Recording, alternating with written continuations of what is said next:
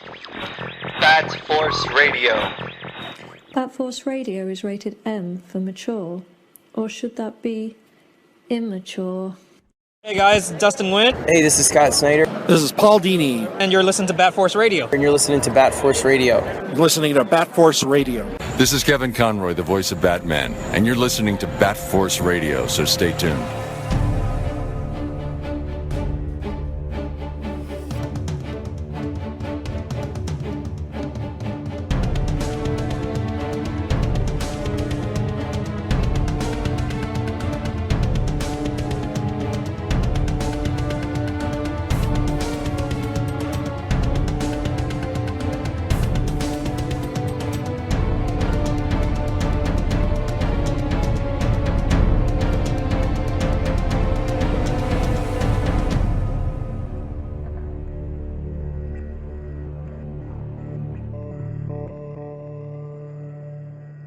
And so it begins.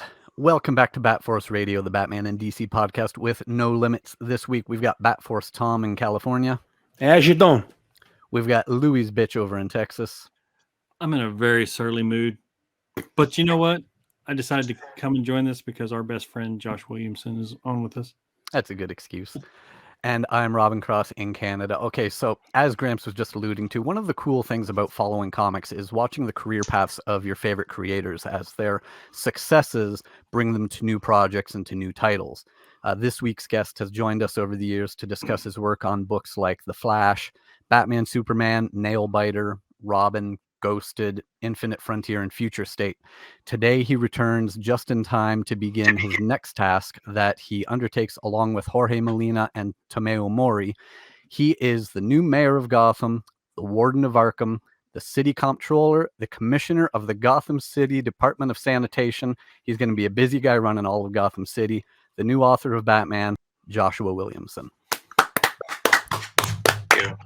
It's just in time for me to leave Gotham completely. Poof, gone. Christmas break. Yeah, Batman takes off from Gotham for a little bit. I mean, he'll come back. He'll come back pretty quickly. But we take Bruce out of Gotham for a little bit. Yeah, that was actually something. Adventure.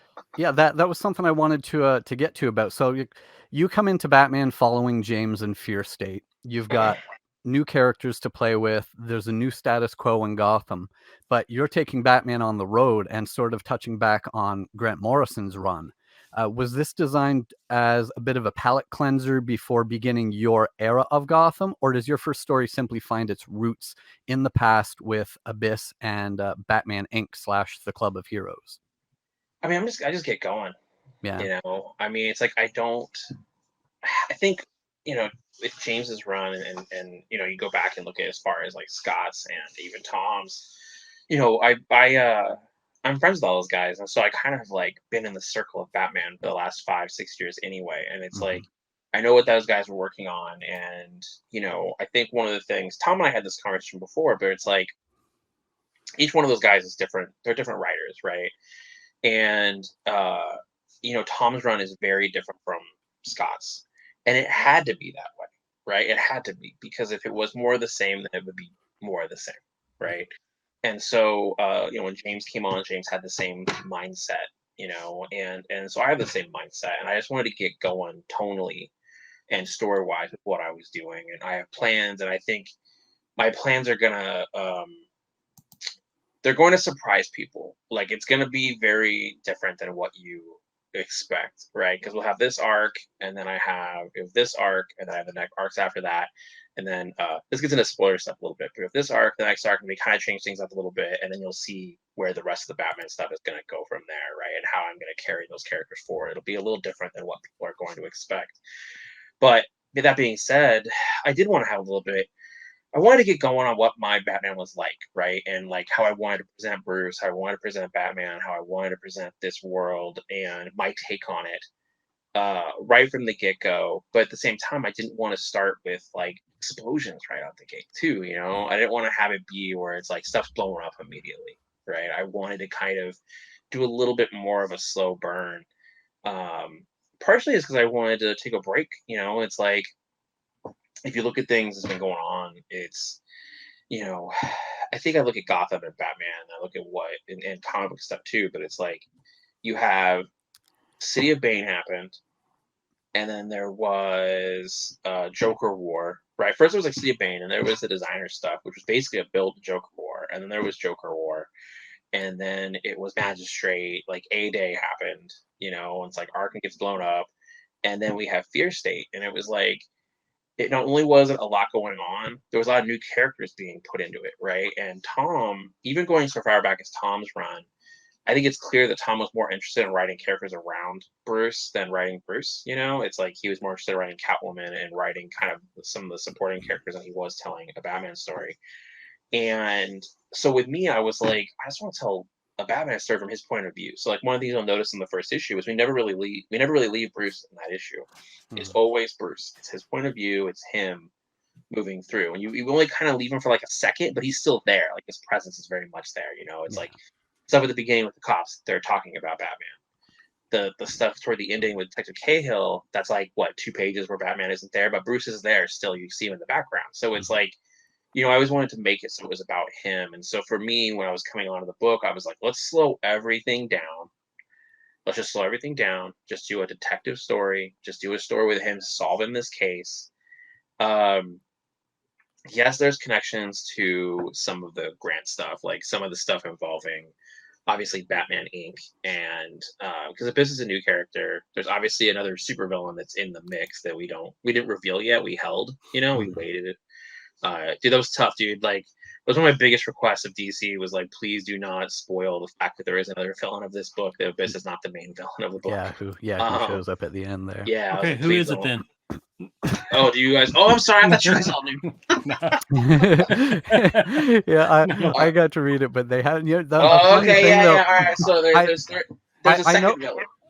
I know how they feel because the first copy that I got to read of this book was actually an unlettered copy. I think I told you about this. Yeah, so I first read it unlettered, and a lot of it was uncolored too, so it was just Jorge's inks. So there's that the party in the early pages of it. Yeah, I didn't know what the fuck was going on. That was, what is? Why are they all here? Why are they two? Wait a minute. Is that a mistake that there's two Jokers? What's happening here? No. But yeah, then when I got the letter, you know there's more going on. You know, I just really wanted to kind of tell like a simple Batman story to start off. You know, it's kind of like where at the very beginning, you know, he basically stops 2 robbers. Like, when was the last time you saw Batman stop 2 robbers? You know, it's like I just kind of wanted something to just get down to Bruce and then you know tell something kind of a little more simple and quieter with him for a little bit. You know, it doesn't have to always be big explosions and stuff going on. It's like, let's ease him into that. Don't get me wrong, it's gonna get crazier. Especially once we get past this first arc, it does get nuttier after that. Like something's gonna happen that, you know, we haven't announced yet. We're like 2 weeks out from announcing. So something's gonna happen in the DCU in March. And once that happens, like we're not gonna hide it. We'll tell you what it is. I mean, something pretty big happens. Like two things happen. One rolls into the other, and that will impact the Batman book, and then books like Robin and a few others. Like something big will happen, and then it'll be like, okay, now we know what we have to do, and then that'll be another status quo change, and like stuff will happen that'll, you know, mix things in. But yeah, with these first few years, I think tonally, I just wanted to get going and tell you this is who my Batman is. And then story-wise, I wanted to slow things down before we wrap it back up in March. Like March, it'll be, I mean, you're going to find out in 2 weeks. We're not going to hide what happens. We're just going to say right out in the solicits. There was no point in keeping it a secret. You'll see once we get there. It's something pretty major happens, and that leads into something else happening. Yeah, I think I know what that is, but I don't know how. Yeah, if it's at all public knowledge, so I won't. I mean, I kind of want to know. You got to tell me when we're off the air. You have to tell me your guess, because I want to know your guesses. What you think is going to happen? You were mentioning how, I mean, we've seen your name and your work pop in and out of Batman, like you mentioned, for the last like 5-6 years. So when Scott was stepping away, your name was always there. Like, oh, I wonder if it's going to be Joshua Williamson. You know, I wonder if it's going to be, and it kind of went through like, and you know, frequent Batman readers will know those names, just like you mentioned, the group of friends, where it seems like, Gotham has rolled through that collective group and everyone's kind of getting their hands on it, which is totally awesome because, like you were mentioning, Tom King's got his own style. James has his own style. Is there anything that like as ideas were getting bounced off you from the other guys when they're talking about, oh, I'm going to do this, or check out this art. Is there anything going on that you were like, oh God, please don't do this because that's what I want to do. Please don't do this. Is there anything like you were worried about? Like, if I ever get Batman, this is my thing. No, because I think, you know, it's hard to say. Like the four of us, we're pretty open with each other about what we're planning or we would do. Right? You know, I mean, there were times like we're all in the room together and we would bounce ideas back and forth, and some people would say, no, I don't want to do that because of these reasons, you know, like or because here's part of it, right? So like I'm just gonna tell you an example, and so one of the examples was the wedding, right? How does the wedding end? And I knew exactly how I thought the wedding should end because I knew that they weren't going to be able to get married. Like we knew that from the beginning. There was no way they were ever going to get married. That was definitely a roller coaster ride, but we knew from day one. Like there was day one we knew they were going to get married. I remember Tom telling me at coffee. He was like, "I think I'm at Batman Propose," and I was like, "Oh, dude, they're never gonna let that happen." And then sure enough, like every meeting we had after that was somebody at some level being like, "Yeah, I mean you can do that, but they're not gonna get married." Like, just consistently. Just no. And I remember having this dinner with Tom, and I'll give you two examples, I guess. Like having dinner with Tom and Bob Harris, and we were talking about the wedding issue, and Tom was like, "I don't know who's gonna be the best man," and I was like, "Oh man, it's Alfred. Like it has to be Alfred." And I basically pitched him how that scene would go, like how you would do it, and that's what's in issue 50 is that. Yeah. So I'm not afraid of just being like, "Here's what I would do." But to that example, so I told him, this is what I was like, Alfred's the best man, right? Obviously. So here's how you do it. And that's what's in the issue pretty much. The ending, though, I pitched him an idea for the ending and he did not like it. And so, you know, but I was like, you know, here, go with God, right? He didn't like that ending. He did obviously the ending he has is what Tom wanted. And, but because of that, I can't like take the idea that was mine and then be like, okay, I'm going to do it now. Like, no, I'm not going to do that. Got it. But when I was talking to those guys about that stuff, no, we just throw stuff at the wall all the time and bounce ideas around and just bullshit about what we want to do. And there was never a moment. I wasn't even sure if I'd ever get Batman. I had a couple moments where they asked me about it. I think in like the spring of 2019. This is before Tom was done. They asked me about it, and I was like, I can't leave. I can't leave Flash. I wasn't ready to leave Flash. You know, Flash was a double ship book. And I knew I was going to get to 100 and I was not going to leave, you know, early. I would have had to have left almost a year early. So I was like, no, I want to finish this through. So I didn't do it then. But we talked about stuff and I had some ideas, but, you know, things change. Like, and obviously, you know, the DCU plans changed drastically in the last year and a half, 2 years, right? Yeah. So even with all that, there was never a time where I was like, oh, I got these ideas. I hope they never do them. You know, it's like, I don't know. I guess I would. It's hard to say because it's like if James came to me and was like, "I have this idea for Batman." If in my head I'm like, "Fuck, I wanted to do that," I would just tell him like, "Oh man, that's what I would want to do." All right, and then we would talk about it. You know, we would just talk about it, and then the person runs their own direction, and then you know, out of respect, sometimes they'll be like, "Well, you know, your version of that is better. Like, you should do that at some point." And life is long, dude. There's gonna be plenty of times for Batman comics and plenty of Batman ideas. You have way more than just one idea. So I never really stressed out about that working with those guys.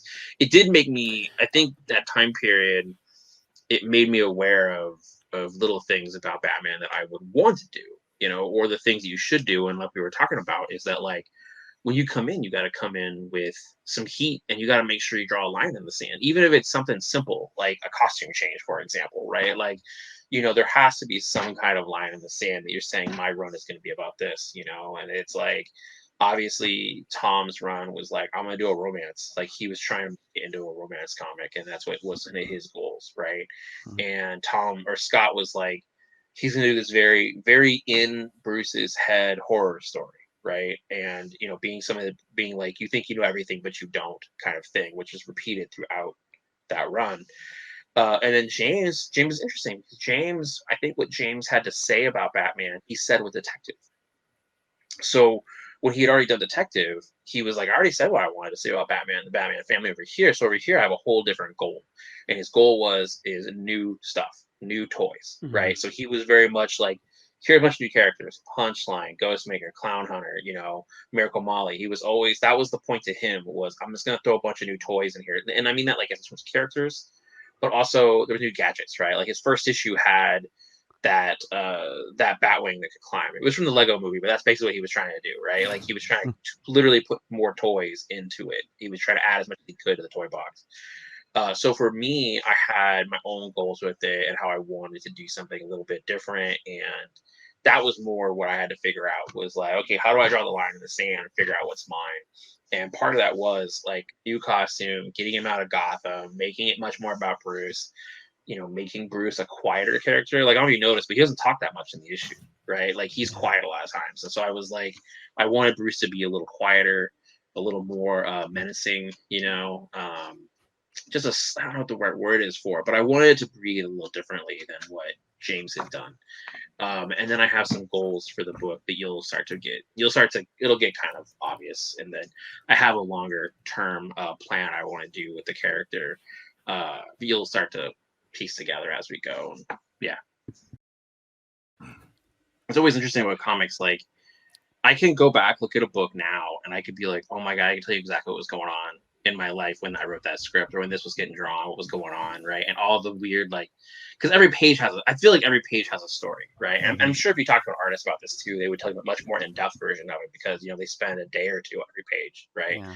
Yeah. But I think with like every comic I've ever worked on, I could like sit there and read it and be like, okay, I remember when I wrote this, what was happening, what's going on, and like what sparked what, and then what was, if there was drama, because sometimes there are. Like this morning I was thinking about how like on Flash, if we ever did like Flash omnibuses of my run, I don't normally do this. I know some creators do it, where when they get the collections of their books, they'll go back and they'll rewrite dialogue sometimes, right? Like if you look at the differences between, I think one I'll give you as an example of is if you look at Metal when the issues are coming out versus the collection edition of Metal, they're very different. Yeah. Because Scott, I was with him. I remember getting to his house. Me and James were pulling up, and he literally had it all like laid out, and he was double checking all the lines and like rewriting stuff. Like he had it all printed out, and he was like rewriting lines so that they could adjust things for the collection edition. Jesus. Yeah. And this isn't even the hardcover version. I'm talking about the softcover version that had all of it in it. That had it had Wild Hunt, and it had Lost in it. That one is slightly different. Like it's not drastic, but there are probably chunks of dialogue that were rewritten later. Yeah, I think he did the same thing in his Batman run too. He's always done that. Yeah, like and we could leave this out. You don't get paid extra for that, do you? I mean, you're doing double work. No, you don't have to leave. You can leave that in. No, we don't get paid for that. Fucking leave that shit in. But this is the thing, though. That's on us. That's not on them. That's on us. Like that's me making a decision. They don't ask you to do that. That's not on. Yeah, they don't ask us to do that. Like, don't get me wrong. If I'll get so like with a trade, sometimes when they're putting it together, every once in a while, they'll reach out and they'll be like, "Did you ever catch anything that was incorrect, like a typo or anything?" Because sometimes we see it, sometimes we don't. And then it's like, "Oh yeah, there was a mistake. Like this thing happened or this thing slipped by." And sometimes it's stuff that no one will ever notice but me, right?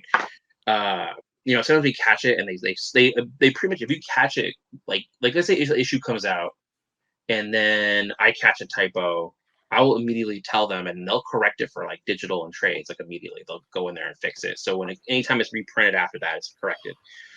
Sometimes it's really funny, dude. And like, I'm not going to say what it was, but there was one book I reread recently and I found so many errors in it, and it was an essential edition. Oh, and I was like, God, like how did it get all the way to here and have all these errors? I almost called the editor because I'm friends with them and be like, "Yo, dude, I found all these mistakes in this trade."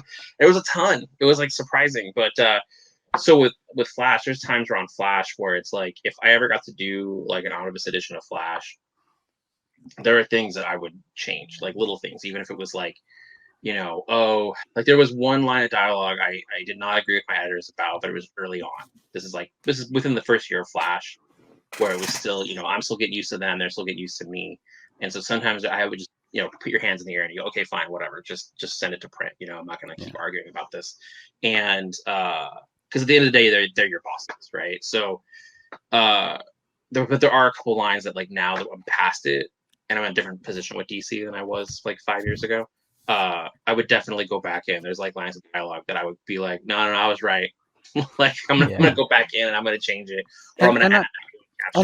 And I'm sure sometimes you'll get to like a later part in the run, or even if it's a later part in the same story arc, where you might just say, oh, I wish I had worded that differently because it would gel better with what I wrote a few issues later. Yeah, for sure. I mean, I have a couple creator-owned books that are like that too, and things I would have changed. And there's a couple times where like there's books where I don't know. There are times where it was like we would have a conversation with editorial, and they would say we believe this way, you know, or even I would fight for something and then realize I was wrong later and go back and want to reword it, or things that are like, you know, because it's funny how like a line of dialogue can change so much context of something, and you may not even catch it until later. Like there's stuff that Tom King and I joke about this. There's a very particular. This might get specific. I probably shouldn't get into it, but I will anyway. Tom King and I have this one line of dialogue we both are unhappy with that made it to print, and we both always talk about it sometimes. And that's one that if I ever had an option to fix, I would go in and fix it. Like I just know like there's this one line that's always bugged me, and I kind of fixed it. It's weird. It's like sometimes what will happen is that you fix it later in a different way, right? Like you'll have a character say something to reference that, and then they sit and then they correct themselves, kind of thing. That's getting way deep into like the weird little stuff that we have to deal with. But that's what I'm saying. Like getting back to it, like every book, I could tell you what was going on when I was writing it, you know. And it's like, I think with Batman right now, it will be, you know, if I'm like a year or two from now to talk about what was going on with each one of these books, it would be interesting to talk about. You know, it's like. You know, because we're 10 years out from New 52, and they did that 10-year anniversary, like New 52 article, but only really Dan and Scott and a few people talked about it. I'm like, oh, it's too soon. You gotta wait till like 30 years and then have like the real conversations about it, and then it'll be really interesting to really talk, because there's so many stories, you know, about these books, and not just from creators, but from editorial, like. You know, there's a lot of stuff, retailers, that was going on. It's always really interesting to look back at that stuff. Yeah, it's like getting a commentary track on a movie.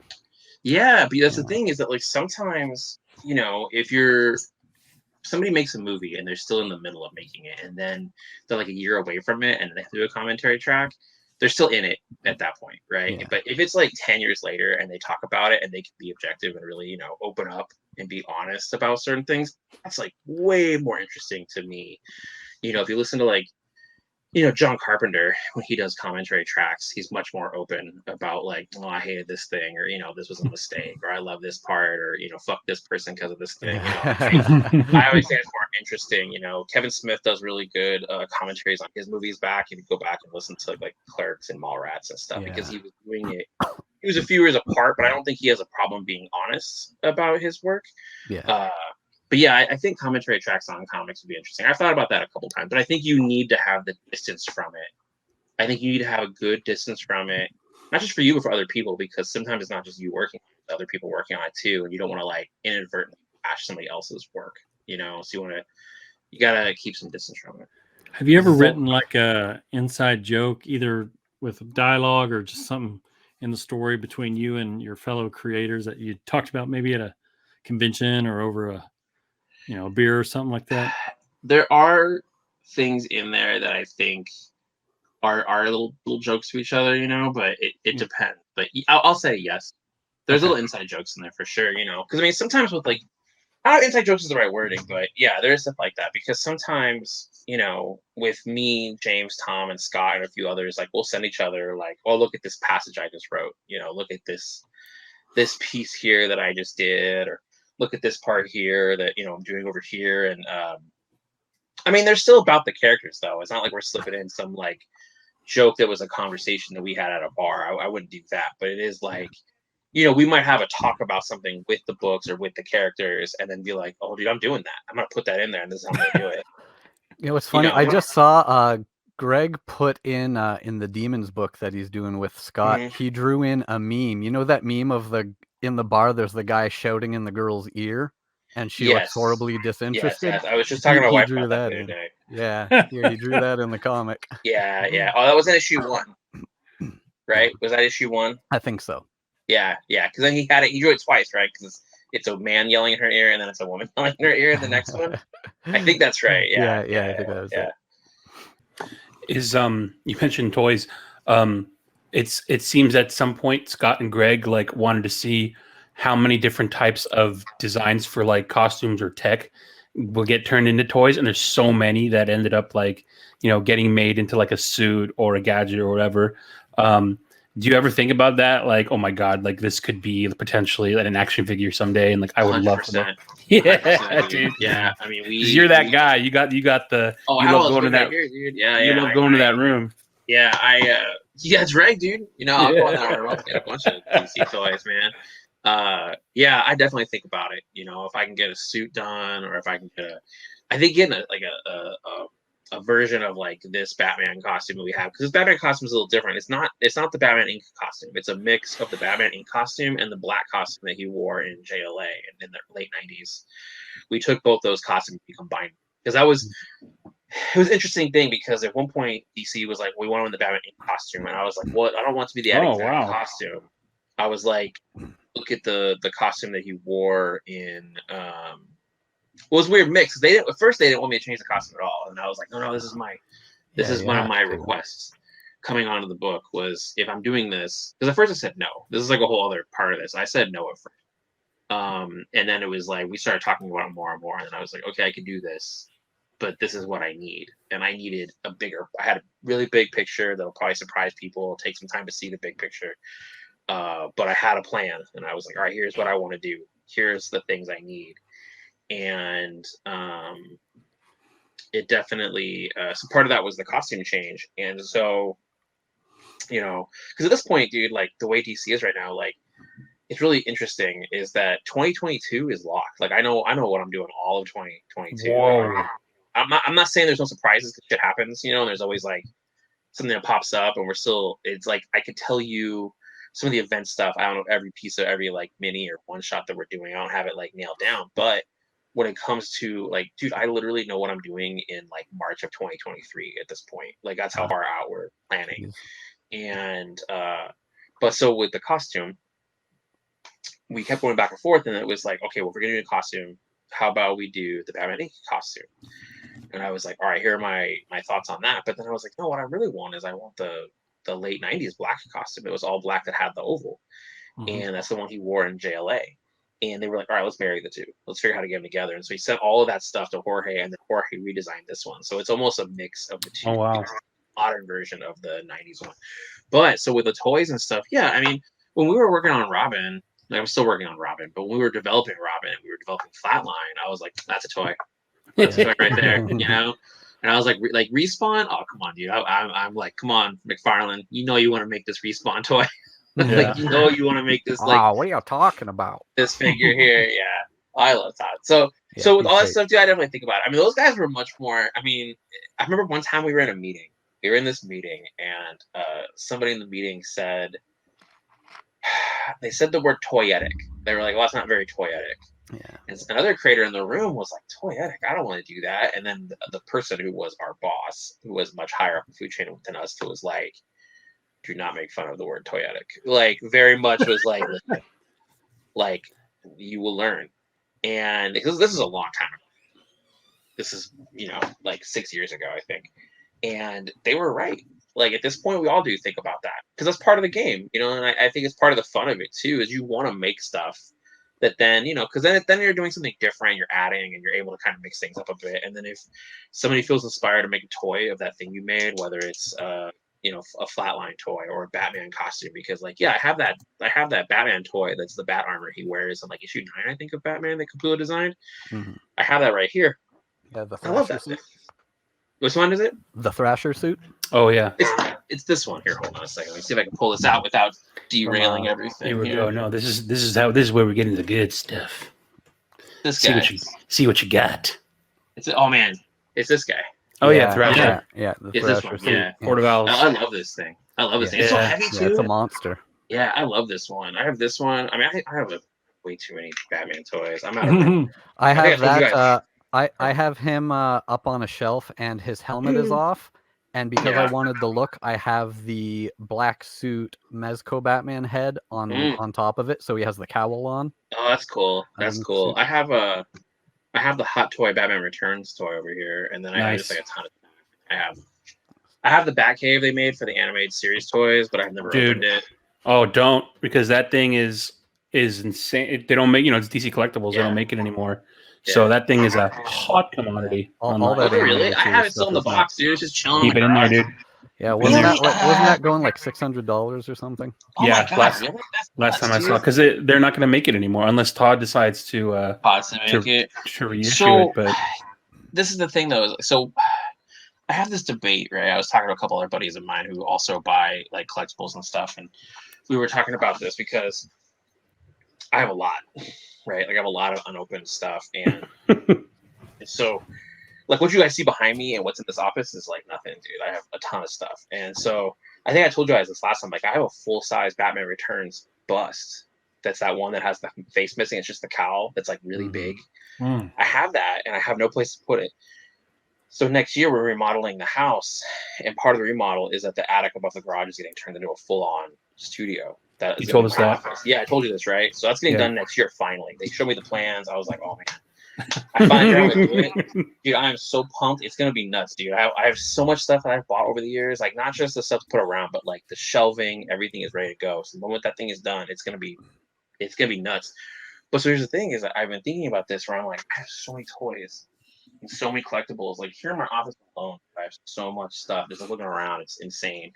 And I'm like, dude, I have no idea if I'm gonna have like what I might do is have the two buddies of mine who are also like collectible guys, just have them come to the house and be like, we're just having a toy opening party, boys. Let's just sit here and just open toys for like a whole day and just mess around and then put them on shelves. But so that's the thing is that Batcave thing would be a perfect like diorama for a bunch of the Batman toys I have. So there's a part of me that is like, I have to open it, because I'm never gonna sell it. Like here's the other thing. Right. I was saying with this a lot because sometimes I have so much stuff here. I've thought about selling some of it. And I follow a bunch of people that are also like collectible people. Like I follow like Jim Collectibles and those guys, and it's like I see people who have all these collectibles and stuff, and they talk about how they sell it. I have no time to do that. It's like resell. crazy. What's that? To resell. Yeah, to resell it. Like when would I have the time to resell it? Like it's tough. So I'm really torn on that stuff because I have like, when they were Mattel, when Mattel was doing the DC toys. Do you remember those? Yeah. Mm-hmm. I have all of them. I have all of them Wow. still in the boxes. So I'm like, when am I ever gonna open that many toys? That's a lot of toys. So, I have so much stuff, dude. I'll have to show you guys pictures sometimes. Was that like the Legends of the Dark Knight stuff? I don't remember which ones those were. It's the Mattel one, not just Batman, but like DC stuff. Like just there were all those figures they were making that were like Build-A-Figures and stuff. Yeah. Okay. I have all those. I have it, dude. I just have too much. I've lost track of it. It's like I have a Francis Manifold Flash. There's so many of those. Dude, I have bins and bins and bins of these things filled, and it's like, don't even start on Marvel Legends. Like Marvel Legends, I had to draw a line. I was like, I have to only get certain things because otherwise I'm gonna go nuts. And then What you can do is when you have the time and ability to do it, if you ever want to, just take that stuff to a con that you go to and set it up at your booth. just sell them. Like, is your Yeah, mind dude. Like I was just at LA Comic Con this morning, and oh really? yeah, there was a couple artists who like I think they just have too much shit at their house. So Yeah. like they brought like a bunch of stuff that they're like, yeah, I'm just letting it go. Christmas time, gotta make room. Out with the old, new with the new. Well, it's better than throwing it away, though. Yeah. Yeah. But some people have done that. I would never throw it away. We should stop talking about the collectible stuff. We can keep talking about Batman comics. Only Robin has read it, so I thought you guys all Wait, read it. I was like, I have a question. So I have we have we just started a Bat Force Radio Discord, and so for those listening, we'll put that link up to joining the Discord on our Instagram. But Spenny G asks, while taking Batman out of Gotham, are you going to touch on Bruce Wayne's absence in Gotham City? What's the role of Bruce Wayne on the road? Well, with these first 4 issues, it all takes place within these first 4 issues. I would say all take place within about 24 hours. So I don't need to show that much of Bruce like Wayne. I mean, he's still out of costume a bit. Like he's out of costume throughout. Like he has dinner in the second issue with somebody. I can't tell you who it is. Robin As Bruce Wayne. As Bruce Wayne, he has dinner with somebody as Bruce Wayne with somebody that you see at the end of the issue. So. We get to see a little bit of him throughout, but he's mostly very quiet in each one of those things. And then after we get past his first arc, then it's just like the shit hits the fan. And so because the shit hits the fan, you're going to see a little bit of Bruce. Like there's moments, there's little things that kind of happen throughout. But with Gotham being gone, I mean, dude, that's what Detective Comics is going to all be about for 3 whole months. Is it's going to be about that Shadow of the Bat stuff. That all is about Bruce being gone and what happens with Arkham and Batwoman and Huntress and those characters that are kind of left in Gotham while he's gone. So that's going to show all of that.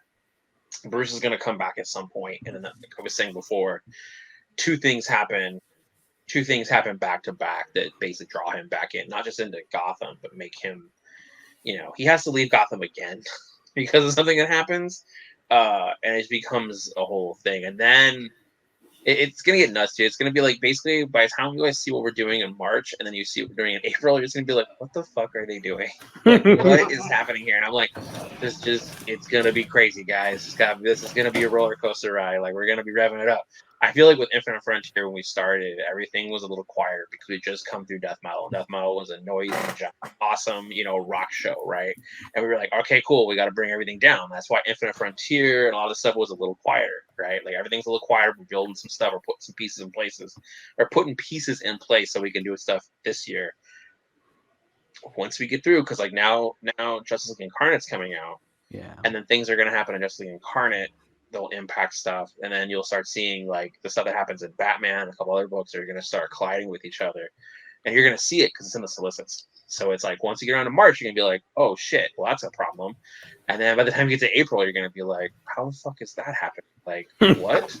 And then you're going to start seeing as we get deeper into the year, it's just going to, the DCU is going to it's going to turn to a deadly place. Like a lot of things are going to fall into place that are going to make it so it's a much more dangerous stuff happening that has to be dealt with, and it's going to get real obvious, but there's going to be steps to get there. It's like I basically spent the last year, not this last year, since March, I guess, but year for me in terms of writing, setting all these dominoes up. Once you get to March, those dominoes are going to start hitting, and you're going to start seeing where everything is falling. Like once those March books come out, it's going to be like, oh, there's a lot going on here, but it's all kind of colliding, and you'll see how it all collides with each other. It's bouncing around and stuff, because there's going to be stuff that happens in Batman, Robin, and Deathstroke. They're going to connect. You'll start seeing where they connect, and then it's like the stuff happening in Justice League Incarnate. Well, then it's going to hit, and there's other stuff, other books we haven't announced yet, or other crossovers that are going to happen that are all going to make it. So it's kind of like the build to Infinite Crisis. Like all these things were kind of happening in Superman, Batman, and Wonder Woman, and then you had all the minis that sort of started building this thing to where once it all hit, it was obvious like all these pieces are in place, and now that's kind of where we're at with a lot of the stuff now. So it's like I think you'll start seeing some of those things in March and April, and you'll start being like, holy shit, there's some stuff going on. And it just we try to make sure we earned it. Like all those pieces got put in place.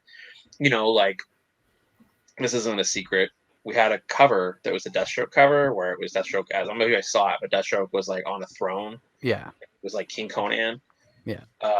That really happens. So the stuff with him basically just declaring himself king, that's going to impact stuff and what he's king of and how that impacts certain things. You'll start to see like, oh, that's a problem, and it's going to start building out from there. And yeah, in like 2 weeks, you guys are going to be like, oh shit, there's like a bunch of stuff that's going to come up at once. Another quick question from the Discord chat. How long do you think your run is going to last? I'm not sure if you're allowed to say that, if at all, but will you also have an underlying story arc like Bane and King's run? And you kind of answered this, your plan has already kind of included the interconnecting books and also the stuff coming down the line. So here's what I'm going to tell you guys. If my answer to both those questions is complicated. Like, I think people will be surprised by the weird directions they're going to go in, right? Like, a lot of what I'm doing in Batman is to help set up, like, I have the things I want to do, and it's to help set up other stuff that we're doing. It's going to be, it's an interesting sort of, like, complicated question. In terms of how long I'm on it for, the plans I have, all that stuff. You'll start to see it's all part of a big picture planning we have that we're working on right now. It's going to surprise people how we're going to do things a little differently with this one, and me working on Batman and how I work on Batman and what I do next, and like how it all kind of is going to like splinter off in weird ways that will surprise people in what we're doing. I did want to ask you. So you mentioned earlier that you had turned down Batman previously. So I wanted to ask why you knew that this was the right time to do it, because like we came to that point where everyone knew that James was coming off, and at a point like that, there are only it's sort of obvious to a degree that there are only X number of people that we expect. Like, well, this person's a good writer, they're doing a great job over on that, but they're not going to give them Batman yet. And then this person, they're not going to give them. So basically, to me anyway, it looked like the two obvious choices were it was either going to be you or Taylor. Yeah, we had talked about that in our little Yeah. private convos. We were like, when we knew James was coming off, we're like, Yeah. oh, who's going to step up? And then like we were pulling for you. Yeah. Oh, And thanks. like a week before it was announced, I came really close to I was gonna send almost the same message to both you and Taylor, and just like coyly be like, "So when are they announcing you for Batman?" To see which one of you said, "Oh, where'd you hear?" Let me tell you some stories. So the first time they asked me about it, it was a very weird situation because of the things that were going on at DC at the time. They had asked me about it, and they basically told me they were going to give it to me. And I was like, okay, when? And there was a longer term plan involved, right? And I was like, okay, cool, that's awesome. I would love to do that, right? I already started thinking about ideas and planning stuff out and talking with them about it. Well, then when Tom left, the timing was wrong, right? Like, I couldn't do it. And like I said before, I wanted to finish Flash, and I didn't want to leave Flash. I had a story with Flash I've been telling for like 4 years at that point. I wasn't gonna like just stop telling the story I wanted to tell. Because I was like, again, I was like a year out from it, like we were in the middle of year one pretty much, and I was like, oh man, I still got like 24 more issues to go. I can't drop out now. And like it wasn't too important to me, so I said, I couldn't do it then, and then that led to some other stuff. But then obviously James did it. James came on and then kicked ass on it. When James and I are close, so James and I were talking about what he was planning, what he was thinking, and so it wasn't like a surprise to me. I knew long. I probably obviously I probably knew before almost anybody that he was going to leave. And when he told DC about it, I was talking to DC, and we started having some conversations about it of like whether or not I would do it. And at first I was like, well, I'm not the guy, and this is why. And I kind of broke down why, timing wise, and because there was a lot of weird timing stuff involved. And so I was like, I don't really want to do it, and this is why. But then I kept talking to them about it every day. It was just like every day I would talk to them about the book, and it was very much like, what would you do? How would you do it? What are the things you want to do here, here, and here? And I'm like, well, here's what I want to do. And I kind of was breaking it down. And I was even talking about this yesterday. Again, it's like, okay, well, what am I doing in 2023? And I don't think it's a secret we're doing an event next year, so it's like, how does this factor in the event that I'm doing? Because that event is very intense. So it's like doing that event, how does that factor into things, So it was like a lot of moving parts and moving pieces to what we were doing. And yeah, I mean, it was just kind of it was just a really weird timing. Once we knew I was doing it, we didn't tell anybody. Like I didn't. I mean, James is the only one that knew. Like it took me like a week to tell James. Like I finally was like, all right, here's what's going on. And I told him, here's what's up, and then James was happy for me, and then I was able to. He knew I was going to be able to like work with him to carry forward what he had already planned. I wasn't going to come in and like blow stuff up, and so it helped out. But we didn't tell anybody. Like I didn't even tell Scott and Tom. It took me a while to tell them. Like it took me a few weeks, and even it was funny. Like, we were so secretive about it. There were people who were editors who worked for DC that did not know until I announced it on Twitter, because we were so secretive about it. But what happened was somebody. So I did tell a couple of creators. I told like a handful of people at one point. I was like, here's what's going on. Here's what's up. And they're all very happy. And then we found out that one website actually had it. And it would not be the website you think. Like somebody else had it. They knew. And it was a Friday, and they knew. And it was like, oh, are you kidding me? Okay, what are we going to do? We had to map it out. And then it was like, I guess we're announcing Monday morning. Like, this is what's happening. We're going to announce on Monday morning. We were able to talk to that website, and they were like, we thought you guys were announcing it soon, so we won't say anything. Like, they got it. So it wasn't who you would think, but basically it was a website that was like basically said, we thought you were going to announce it soon. You know, we won't say anything. We'll wait until you guys announce. But we were like, all right, thank you. We'll announce on Monday then. Right. So we ended up announcing that Monday. We weren't supposed to announce it until September. And so we ended up announcing it early because of that. It was a whole thing. It was a wild Friday. Let me tell you. What was really funny is my wife, she has friends from high school. So she has like a chat group, right? Like a text group with a bunch of people she knew from high school. And it's like, you know, she has these two friends from high school and like their husbands are also like people she went to high school she's friends with and she knows, but they read comic books. Two of them do. And so one of them on that Sunday, might have been that Saturday, just in the text thread was just like, hey, is Josh writing Batman? Just no shit. Right? Just went for it. Like he fucking took his shot, right? Sometimes you got to do it. And so here's the thing. My wife did not know it was a secret. Oh shit. So my wife is also always stressed out about my schedule. And we have this thing of like, she gets to a point where she's like, I think with Batman in particular, when I got the job of Batman, she was like, you are not allowed to pitch anything else. Like, no more new books, no more this. And I'm like, what if I pitch it for something for like 2 years from now? Like, she's like, nothing else. Your schedule is so messed up. You know, because she knows how much I write. Like I'm basically, dude, I write so much stuff right now. Cause like it's a lot. It's like between the between the DC stuff and then Credit Round stuff I haven't announced. It's like I have a lot on my plate, like way more, you know, than you guys are aware of. And so she's always stressed out about that. So when I got the Batman job, she was just like, so she was annoyed. She was annoyed by it. So when this person asked, her answer was literally this: when they said, is Josh writing Batman? She texted back in this group thread. She texted back, yes. And they were like, oh, congratulations. Da, da. And then she was like, oh wait, is that supposed to be still a secret? And they were like, yeah, like. And so she was like, please don't say anything. And they're like, yeah, of course. So we still announced it on Monday. But the thing is, in her fairness, she thought, because she heard me complaining about it leaking on Friday, she thought it had already leaked. Like she thought on Friday it had gotten out. Yeah. Not on Monday. So we basically had like a random somehow some website found out, and that happens sometimes. People, you know, not everything is not everybody knows everything's a secret. You know, it sometimes you having meetings and stuff, like not everybody knows every piece of communication. Sometimes you'll have like, you know, a writer will tweet about something they shouldn't, or an artist will post something they shouldn't ahead of time. Like I remember with Mitch. I love Mitch. Mitch is a great artist, and he's like a good person. And he didn't know that Flashpoint Batman being at Infinite Frontier was a secret.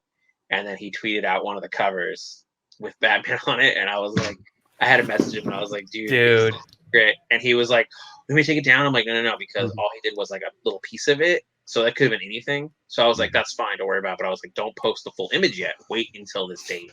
And then after that, he was super cool about it. Like he was like being sure of like, am I blowing any secrets and stuff? And I was like, no, you're fine.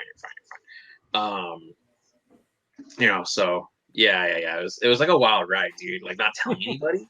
Because then when James said he was leaving, I already knew. I was already working on it. I think I already written the first issue then. So, you know, it was already being worked on. So I had to literally sit there just quiet and not talk about it. And I remember one time I was talking to Bendis. I had a phone call. I had a Zoom with Bendis. And I told him in the call, because I don't like lying. I don't like outright lying to people. So if somebody straight just asks me to my face something, I will not lie to you. I'll dodge the shit out of something if I can. But if somebody asks me point blank, I don't like lying, you know? So with Bendis, when he was like, are you doing it? I was like, oh, fuck, okay. So this is September. I was like, this is right before. It was like the week before we announced. And I was like, all right, I got to tell him. So I told him what was going on. And then, you know, but I just made sure, I don't want to, I don't like lying to people about that kind of stuff. So it was tough at times, man. Like even talking to Scott, when I finally told Scott, he was like, why don't you tell me? And I was like, well, I also didn't want to jinx it too, you know, because you never know, things could change and right. You know. But I'm also like, I'm a little paranoid, but I'm also superstitious and stuff, you know. So I always try not to jinx things. Yeah, and we all know how much Scott likes to talk to. So you never know if he might just say something. Scott gets excited about things. That's all. Yeah. Oh yeah. He gets excited, and I think that's why his strengths. You know, he gets going. The first time one of the first times we ever interviewed him, which was like 5 years ago or something. I think we got 3 questions in. Oh, and well, not just that, but he told us basically his entire arc up until at that point. Like he told us basically the skeleton structure of what ended up being his all-star Batman, and like he went from like wherever he was in the first couple of years of Batman all the way like past all-star, and we were like, oh my god. Dude, he's funny because one thing is Scott, that's part of his process is talking stuff out. So, you know, you guys like it helps him. He figures things out while he's talking about it. So that's part of why he always talks about it, because he literally, as he's talking about it, things click in his head. But we only have a few minutes left. So what other questions you guys got or do you want to talk about? Well, since you can't lie, you said you can't lie. I need to know, in your arc here, are you ever going to have Batman eat barbecue? Dude, I will. You know what? I will figure it out. There you I go. will figure out a way to get Batman to eat some barbecue. I always try to have. That's really funny because I like when characters eat in comics. Like you don't see it enough. Yeah, I think feel- be a villain I feel- called Sticky Fingers, and I feel like the character we talked about, who is revealed, you know, at the end of 118, could potentially be a barbecue connoisseur. And since you can't lie, The character. Wait. The character at the end of 118. Yeah, he could Oh man, potentially he don't eat no be a barbecue. barbecue What are you talking about? You don't eat no barbecue. Wow, man, listen to I this. think he could. This is perking my interest now, so I got to get to that issue. So I want to ask you this: what was it like telling like people like your wife or somebody else that James was stepping away from Batman? He's been on Batman. Like, you gotta think about this, dude. James has been working on Batman since 2011. Yeah, Like, he basically been With the working on detective Batman for 10 years. I mean, his very first job in comics, was writing a Batman backup in Batman. Yeah. That dude has been writing Batman when you think about, he was working on Batman, he was doing Batman Eternal, Batman and Robin Eternal, then Detective, then he was on Batman. I mean, basically that dude has been working on Batman for 11 years. Like, he basically felt like, I think it's fair, he looked at it and was like, this is time. And he was thinking about before this stuff, he kind of, you know, obviously with the Substack stuff, but he'd been working on Batman for 10 years. And so he kind of looked at it and was like, I think this is it. I think I've said what I wanted to say. And I think that's fair to be like, I'm ready to go, you know? So he had already, dude, before all that stuff happened, he was already thinking about it. I mean, you're talking about, that was his 10-year anniversary. When he announced what he's working on in his, is it Substack? Yeah, Substack, yeah. The stuff that he's doing with that, like I don't know if you looked at it or seen I it. talk to James every day. Oh so I know my god, dude, it's so fucking cool. Like, because these guys know, because of what I'm into, like the stuff I've been reading. Like, James is a hardcore, like he loves like, and not just like alien stuff or UFOs, but like any obviously kind of like crazy cryptid or like conspiracy stuff. And that's why dude, it's amazing. Was that he loves all that stuff. I mean, that is a busy man, dude. Like him leaving Batman was probably part of his like mental health too, because it's like he works on so much, so much. Yeah. Yeah, when I talked at the beginning about watching your favorite creators as they progress through, you know, and to doing this thing and doing this thing, that also applies to James. Like, yeah, we were all reading when he was doing the backups on Scott's book, and now James is writing 3 of my favorite books that exist with Department of Truth, Something is Killing the Children, and Nice House on the Lake. Yeah, dude. I mean, there's other stuff that's coming that you guys haven't read yet or haven't been announced yet that is amazing, you know, and I think there's a lot going on, dude. That guy is super busy, crazy. Like, even though he left, like, on Batman, dude, his schedule is still so nuts. Like, there's so much going on all the time. I mean, I'm the same way. I have a lot of stuff going on. I was able to, you know, I have a lot going on, but I was able to make this one work right now, you know? What was your other question? My other question was, since you can't lie, shouldn't have said that. Is it true? This is a rumor that I've heard. I've heard that your arc, you're going to have a light blonde French bulldog named Louis in the stories. Mm-hmm. No, but I could maybe figure that out. I get you a bulldog. You're giving the longer you stay on, the more work you're getting. It sounds like. I should stop there. Also, I'm curious what your thing was. We should stop recording here so you can tell me your guess on what's coming next. Now, all right, okay. Wait, so we'll say thank you for everyone listening. Sorry, but the major point we want to get across to the listeners is buy Batman, because Josh has got to remodel his house to make room for more Batman collectibles. So Yeah, there'll be a lot of Batman buy stuff, this yeah. book. That's and a Batman sweet- 118, December 7th. So go Yeah. check it out and see Jorge's who this Jorge's cryptic art character is amazing. Oh, Jorge it is, Molina's art is for amazing. sure. And Yeah, and you guys Tomeo gotta- Mori coloring it, like Tomeo Yeah, oh, elevates man. everyone's art, anyone he works with. But when someone is giving him the level of work that Jorge is, it's just crazy. Oh, it's on fire. It's crazy. Who posted those foil variants of that first issue variant? Was that wasn't you, was it? No, it was everyone has about me. I'll probably do it on Monday. I post. But I Ben have. Oh, a okay. I posted the picture of it. Jock did. I think Jorge did. Who else? I saw somebody else did. Yeah, I'll probably do it on Monday. I haven't done it. Are you with Comic Sketch Art? Yeah. Okay, so maybe they posted it too. I think. Yeah. this may be They yours. did post it. Yeah. They did Okay. post it, yeah. If you guys want a foil variant for Josh's first issue on Batman, check out Comic Sketch Art because I think they're selling them. So They're selling them. Yeah, and I'm doing a signing this week at Torpedo in Vegas. It's been my first time like traveling at all. My first signing in like 2 years almost. So That's an awesome shop. You'll have yeah, fun. I've never been there before, but I've always wanted to. Oh, you've got to go into the vault. Fortress. They Oh, got I a know. fortress. I'm gonna be there for like a day and a half. So I'm gonna be in the warehouse and everything. I'm excited to check it all out. Yeah, You're gonna watch John play drums. I'm gonna do it all, dude. I'm gonna do whatever I can. It'll be fun. Cool. But all right, cool. All Thanks, right. guys. Thanks It for was good listening, talking to you guys. Absolutely.